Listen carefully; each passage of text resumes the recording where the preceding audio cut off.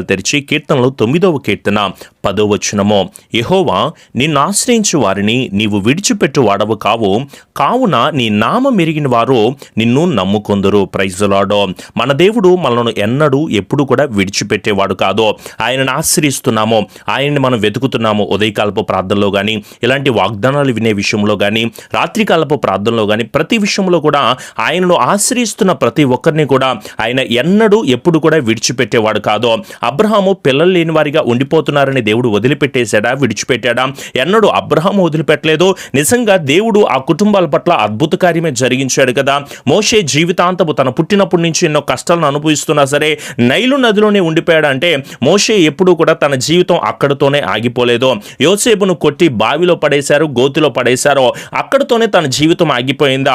దేవుడు ఆ కుటుంబాలను వదిలిపెట్టేశాడా, విడిచిపెట్టాడంటే ఎన్నడూ ఎప్పుడు కూడా వదిలిపెట్టలేదు. ఎస్తేరు బానిసతో బ్రతుకులో ఉంటున్నా, హన్నా గొడ్రాలుగా ఉంటున్నా సరే, షడ్రకు మేషకు అబేద్నెగోలు అగ్నిగుండంలో పడేస్తున్నా సరే, దానియేలు సింహాల బోన్లో పడేసినా, భర్తిమై గుడ్డివాడిగానే తన జీవితాంతం ఉండిపోయాడా, వీళ్ళందరూ కూడా దేవునిని ఆశ్రయించారు గనుక దేవుడు ఎన్నడూ ఎప్పుడు కూడా వీళ్ళని విడిచిపెట్టకుండా నడిపిస్తూనే ఉంటున్నాడు. ఈరోజు మీరు ఆయన నామాన్ని తెలుసుకున్నారు, ఆయనను విశ్వసిస్తున్నారో, చెప్పిన ప్రకారంగా మీరు నడుచుకుంటున్నారో, ప్రార్థనలో, విశ్వాసంలో, నమ్మికలో, దేవుని వెతుకుటలో, ఆరాధించుటలో, దేవుని నామాన్ని గణపరచుటలో, మీ పాపాలన్నీ దేవుని సన్నిధిలో ఒప్పుకునే విషయం అంతట్లో మీరు సంతోషంగా, ఆనందంగా ప్రభు నామాన్ని గణపరిచే వారిగా ఉంటున్నారో, మీరు నమ్మండి, ఆయన యందు విశ్వసించండి. దేవుడే గొప్ప కార్యాలు మీ కుటుంబాల పట్ల జరిగిస్తాడో. లాజరు సమాధిలోనే ఉండిపోలేదండి. ఎప్పుడైతే వీరందరూ వారి జీవితాన్ని మార్చుకుని, నీవే నాకు దిక్కు ప్రభువా, నీవే నాకు ఆశ్రయము నాయనా, ఇహలోకంలో నేను దేనిని నమ్ముకోవట్లేదు ప్రభువా, కేవలం నీవే ఆశ్రయమని, నీవే నాకు కేడమని, నీవే నాకు అత్యాస్పదమని, నీవైపే నేను చూస్తున్నాను ప్రభు అంటే వీళ్ళందరూ ప్రార్థన చేస్తూ వారి మనస్సులోకి సర్వోన్నతులైన దేవుని ఆహ్వానించారో. మీరు వాక్యం అయితే వింటున్నారో, పాటలు పాడుతున్నారో, దేవుని ఆరాధన చేస్తున్నారో, లైవ్ ఆరాధనలో పార్టిసిపేట్ చేస్తూ ఉంటున్నారో, అయినా సరే మీ మనస్సులోకి సర్వోన్నతులైన దేవుని ఆహ్వానించుకోలేని వారిగా ఉంటున్నారో, ఒకసారి పరిశీలన చేసుకోండి. మీ స్థితిని మార్చాలి అన్నా, మీ పరిస్థితిని మార్చాలి అంటున్నా, మిమ్మల్ని లేవనెత్తాలి అంటున్నా, ఏడుస్తున్న మీ జీవితాల్లో, నిందలను అనుభవిస్తున్న మీ జీవితాల్లో, హేళనకరమైన పరిస్థితులు వెళ్తున్న ప్రతి ఒక్క ఇబ్బందికరమైన విషయాలన్నీ కూడా యేసు నామములో మాత్రమే లయమవుతాయి అన్న విషయాన్ని మీరు మర్చిపోవద్దు. తప్పకుండా మీరు దేవుని వైపు చూడండి. ఎలాంటి పరిస్థితులు ఎదురవుతున్నా, వ్యాధుల్లో ఉన్నాము బ్రదర్, రోగాలు వస్తున్నాయండి, ఈ పాజిటివ్ కేసులు వస్తున్నాయండి, ఈ కరోనాకి భయపడుతూ ఉంటున్నాం. దయచేసి ఎవరు కూడా కరోనాకి భయపడద్దు. అలా అని చెప్పేసి మీరు బయట విచ్చలవిడిగా తిరగొద్దు. మాస్కులు ధరిస్తూ, శానిటైజర్లు ధరిస్తూ ఈ అనారోగ్యాలతో ఉంటున్నాను బ్రదర్, అప్పులు సమస్యలతో ఉంటున్నామో, కష్టాలతో, కన్యలతో, నా భర్త, నా భార్య, నా బిడ్డలో ఎన్నో రకాలైన సమస్యలను అనుభవిస్తూ ఉంటున్నాను, ఎన్నో మోసకరమైన జీవితాలను అనుభవిస్తున్నాను అండి. పాస్టర్ గారు చెప్పుకోవడానికి కూడా వీలు ఉండట్లేదు. ఎన్నిసార్లు ఎదురు చూస్తున్నా, ఎన్నిసార్లు ప్రార్థన చేసినా, ఎంత వేడుకుంటున్నా సరే ఈ కష్టము నుంచి, ఈ కన్నీళ్ళ నుంచి విడుదల పొందలేకపోతున్నాను. పాస్టర్ గారు నిజం చెప్పాలి అంటే విశ్వాసాన్ని కోల్పోతున్నానండి. ఇంకా ఎంతకాలం ఎదురు చూడాలి, ఎంతకాలం నేను మొరపెట్టాలి, ఎంతకాలము ఆయన దగ్గర నేను ఎదురు చూస్తూ కనిపెడుతూ ప్రార్థన చేసే వారిగా ఉండాలి అని చెప్పేసి మీ విశ్వాసము మీకు అర్థం కాక మీరు ఎలాంటి పరిస్థితిలో ఉన్నారో మీకు తెలియకుండా బాధపడుతూ వేదన చెందుతూ ఉంటున్నారా? అమ్మ, మీరు తప్పకుండా ప్రార్థన చేయండి. ఏమి దిగులు పడాల్సిన అవసరం లేదో. ఆయన చూస్తున్న దేవుడు, నమ్మకమైన వాడు, న్యాయాధిపతి అయిన దేవుడు. ఆయనే మనకు మాట ఇస్తున్నాడు కదా. ఆయనను ఆశ్రయించి వారిని ఎన్నడూ విడిచిపెట్టే దేవుడు కాదు. దావీదుని వదిలిపెట్టేశాడు అనుకుంటున్నారా? సింహములో ఎదురొచ్చినాయి, గొల్యాతు ఎదురొచ్చాడు, అలాగే దానియేలు కూడా వదిలిపెట్టాడా? సింహాల బోన్లో పడేస్తూ ఉంటున్నా. కలభావం చెప్పకపోతే కత్తి మీదకు వచ్చినా సరే. మోషే విషయంలో చూడండి, ఇశ్రాయేలీలందరినీ 40 సంవత్సరాల అరణ్యంలో నడిపించే విషయంలో, 40 సంవత్సరాలేమో అరణ్యంలో సంచరించే విషయంలో, 40 సంవత్సరాలు రాజ్యాన్ని పరిపాలన చేసే మోషే విషయంలో ఎన్నడన్నా వదిలిపెట్టేశాడా, విడిచిపెట్టేశాడా? ఈరోజు మిమ్మల్ని కూడా ఆయన ఎన్నడూ, ఎప్పుడు, ఎలాంటి పరిస్థితుల్లో విడనాడని, వదిలిపెట్టని దేవుడని మీరు తప్పకుండా గుర్తుపెట్టుకోండి. పౌలు చెరసాల్లో పడేసినప్పుడు, ఎవ్వరూ ఏమీ చేయలేని పరిస్థితుల్లో ఉంటున్నప్పుడు కూడా నా దేవుడు తప్పకుండా కార్యాలు జరిగిస్తాడో.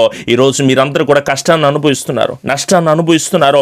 అయ్యో ఏం చేస్తున్నావు అర్థం కావట్లేదు పాస్టర్ గారు అని చెప్పేసి మేమేం చేసినా సరే కలిసి రావట్లేదండి. ఈ అప్పులు తీరట్లేదు, వివాహాలు జరగట్లేదు, వ్యాపారంలో కలిసి రావట్లేదు, అన్ని నష్టాలు ఎదురవుతున్నాయి, అన్ని కష్టాలు ఎదురవుతున్నాయి. అనుకున్నది అనుకున్న సమయానికి జరగక ఎంతో తీవ్రమైన మనస్తాపంతో చెంది ఉన్నావు కదా. నీ కుటుంబ సమస్యలు ఇలా ఉన్నాయని, శ్రమలతో, వ్యాధులతో బాధలు పడతా ఉంటున్నావు అని చెప్పేసి ఎన్నో దయనీయమైన పరిస్థితిని ఎదురు చూస్తున్న బిడ్డలారా, ఆయన యందు తప్పకుండా విశ్వాసము కలిగిన బిడ్డలుగా ఉండండి. ఎలా మేము విశ్వాసం ఉంటాము పాస్టర్ గారు అంటే, యోసేపును కొట్టి జైల్లో పడేసినా సరే అతని విశ్వాసాన్ని కోల్పోలేదు. దానియేలును చంపడానికి ప్రయత్నం చేసి సింహాల బోన్లో పడేసినా సరే నిజంగా దానియేలు ఎప్పుడు ఎన్నడూ కూడా విశ్వాసాన్ని కోల్పోలేదు. దావీదు నేను ఆరాధన చేస్తున్న దేవుడు ఉన్నతమైన దేవుడు అని, ఆయన్ను నేను నమ్ముకొని ఉన్నాను గనుక, ఆయన నామాన్ని నేను ఎరిగి ఉన్నాను గనుక నిజంగా సర్వోన్నతుడైన దేవుడిని నేను మహిమపరుస్తాను అనే ఉన్నతమైన స్థితిలోనే కలిగి ఉన్నాడే తప్ప, యుద్ధం చేయాల్సి వచ్చిన, గొల్యాతును ఎదుర్కోవాల్సి వచ్చిన, ఎలాంటి పరిస్థితుల్లో వచ్చినా సరే దావీదు ఎన్నడూ కూడా కృంగిపోలేదు.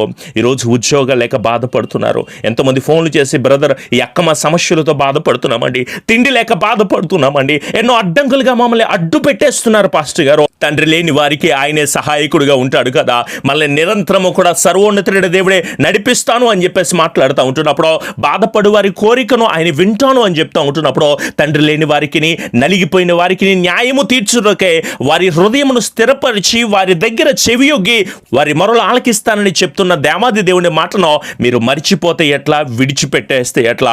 ఒకసారి ఆలోచన చేయండి. మనము నమ్ముకున్న దేవుడు జీవము కలిగిన దేవుడు కదా, ఆయనే న్యాయము తీరుస్తాడు. ఆయన సింహాసనాసీనుడై ఉంటున్నప్పుడు మనకు న్యాయము తీర్చడానికి, లోకానికే, మన కుటుంబాలకి, ప్రజలందరికీ కూడా న్యాయము తీర్చడానికి జీవాధిపతిగా ఉంటున్న దేవాది దేవుని వైపు మీ హస్తాలు చాచి మరి ప్రార్థన చేస్తారా? బ్రదర్ నేను ఈ బాధలో ఉన్నానండి, ఎన్నో కష్టాలు నేను అనుభవిస్తున్నానండి, ఎన్నో నష్టాలు గుండా వెళ్తున్నానని ఎంతో చక్కగా నాతో చెప్పుకుంటూ ఉంటున్నాము కదా, ఒకసారి మోకరించి ప్రార్థన చేస్తావా? మనందరి కోసమే, మీ అందరి కోసమే, మన కుటుంబాలన్నీ క్షేమంగా ఉండడం కోసమేమో మీ కుటుంబాల విషయమే మీరు మోకరించి ప్రార్థన చేయండి. ఉదయం 6 గంటల నుంచి మధ్యాహ్నం 12 గంటల వరకు కూడా ఖచ్చితమైన క్రమాన్ని పాటిస్తూ, అలాగే ఈ నెల చివరిలో 3 రోజుల ఉపవాస క్రమాన్ని మనమందరము పాటిస్తూ జీవాధిపతి అయిన దేవునికి మొర్ర పెట్టుకునే వారిగా ఉందాము. మన మొర్ర ఆలకించేది సర్వోన్నతుడైన దేవుడు. ఈ లోకంలో ఉంటున్న మనుషులు మన మొర్రలు ఆలకించరండి, వారు ఎగతాళి చేస్తూ ఉంటారు. మన బాధలకి చెప్పుకుంటూ ఉంటుంటే ఎప్పుడు కూడా హేళనగా మాట్లాడే వాళ్ళేనండి.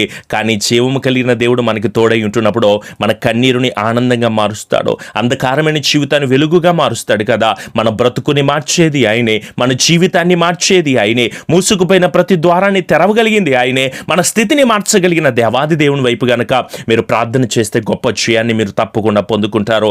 రండి నాతో పాటు కలిసి ఏకీభవించి ప్రార్థన చేస్తారా? చక్కగా మీరందరూ కూడా కలిసి మీ ఇంట్లో ఉంటున్న ఒక ఆయిల్ డబ్బా తీసుకుని కలిసి ప్రార్థన చేద్దాము. అందరూ చేత్తో పట్టుకొని మీరు ఎక్కడైతే ఉంటున్నారో ఆయా స్థలాల్లోనే మోకరించి ప్రార్థన చేయండి. కృపాసత్య సంపూర్ణుడా మా గొప్ప దేవ, మీ ఘనమైన శ్రేష్టమైన నామాన్ని బట్టి మీకు లెక్కలేని స్తుతులు స్తోత్రములు ఆయన. ఈ సమయకాలం ముందు మీ వాక్యము ద్వారా మరొక రోజు మరొక సమయకాలం ముందు మీరు మాతో మాట్లాడిన విధానం బట్టి మీకు లెక్కలేని స్తుతులు స్తోత్రములు ఆయన. అవునయ్యా, మిమ్మల్ని ఆశ్రయించు వారిని మీరు ఎన్నడూ విడిచిపెట్టేవారు కాదు ప్రభు. ఆయన మీ నామాన్ని ఎరిగి ఉన్నాము కనుక ప్రభు మిమ్మల్ని నమ్ముకున్నాము నాయన. ఈ లోకంలో ఎవరిని నమ్ముకోలేదు. మనుషులను ఆశ్రయిస్తే మాకు ఏ స్వస్థత కలదు, ఏ విడుదల కలగదు, ఏ ఆశీర్వాదం కలగదు. కానీ మిమ్మల్ని నమ్ముకున్న బిడ్డలు మీరు ఎన్నడూ విడిచిపెట్టని దేవుడని పూర్తి విశ్వాసంతో మిమ్మల్ని వెతుకుతూ ఉండగా బిడ్డల పట్ల గొప్ప కార్యాలు మీరు జరిగించండి ప్రభువ. వైద్యులకు, పోలీసులకు, కార్మికులకు, ప్రభుత్వాలకు మంచి జ్ఞానాన్ని మీరు దయచేయండి. అప్పుల బాధ నుంచి విడుదల మీరు దయచేయండి. అనారోగ్యాల నుంచి నెమ్మది బిడ్డలకు దయచేయండి. తాగుడు జీవితం నుంచి, వ్యభిచార జీవితం నుంచి, పాప సహితమైన కార్యాల నుంచి, ఎన్నో కోర్టు సమస్యలతో బిడ్డలు బాధలు పడుతూ ఉంటున్నప్పుడు ప్రభువ వారికి మంచి జ్ఞానమును, శక్తిని, ఆశీర్వాదాన్ని, కృపను వారి కుటుంబాలను మీరు అందించి దీవించి బలమును దయచేయండి ఆయన. మందిర నిర్మాణాల విషయంలో మీ సహాయాన్ని మీరు దయచేయండి ప్రభువ.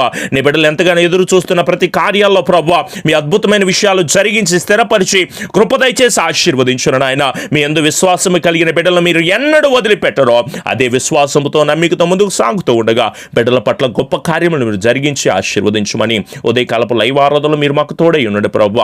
రాత్రికాలపు కుటుంబ ప్రార్థనలు మీరు మాకు తోడై ఉండండి. అనుదిన వాగ్దానాలను ప్రభువ మేము కాకుండా అనేకులు బలపరచబడానికి మీ కృప దయచేసి దీవించి ఆశీర్వదించమని, విన్న చెవులను ధన్యులుగా మార్చి కృపతో క్షేమముతో బిడ్డలను నడిపించి ఆశీర్వదించి బలపరిచి నీ బిడ్డలు ప్రభువ వారికి ఏ స్వస్థత కావాలో, ఏ విడుదల కావాలో, ఏ ఆశీర్వాదం కావాలో యేసు నామములో దాన్ని గద్దిస్తూ ఉండగా ప్రభువ విడుదల మీరు దయచేసి దీవించి ఆశీర్వదించమని, నీ బిడ్డల మీద పనిచేస్తున్న ప్రతి ఒక్క దురాత్మ శక్తులు కూడా పూర్తి విడుదల దయచేసి, అది కోపం అనే ఆత్మ, అసూయ అనే ఆత్మ, వ్యర్థమైన విషయాల్లో, పాప సహితమైన ప్రతి కార్యాలను కూడా యేసు నామములో బంధిస్తూ ఉండగా ప్రభువ అడ్డంకులుగా ఉన్న ప్రతి ఒక్క దాన్ని కూడా నీ బిడ్డలు రిసీవింగ్ను పొందుకొని జయాన్ని పొందుకోవడానికి మీ కాపుదల, దీవెన, ఆశీర్వాదం బిడ్డలకు మీరు దయచేయమని మా ప్రియ రక్షకుడైన యేసు నామములో అడుగుచున్నాము తండ్రి. ఆమెన్. మీ ప్రార్థన అవసరతలు మాకు తెలియచేయండి. తప్పకుండా వాటన్నిటి విషయం ఎల్లప్పుడు కూడా ప్రార్థన చేసేవారిగా ఉంటాము. అలాగే ఈ ఛానల్ని సబ్స్క్రైబ్ చేసుకోండి. మీ స్నేహితులకి, బంధువులకి తప్పకుండా ఈ వాక్యాన్ని వాళ్ళకి కూడా తెలియచేయండి. ప్రతిరోజు ఉదయకాల సమయం ముందు 6 గంటలకి ఉదయకాలపు దేవుని స్వరం అనే కార్యక్రమం వస్తుంది, లైవ్ కార్యక్రమం. తప్పకుండా మీరందరూ కూడా వీక్షించండి. మనమందరం కలిసి ప్రతి కుటుంబం గురించి ప్రార్థించే వారిగా ఉందాము.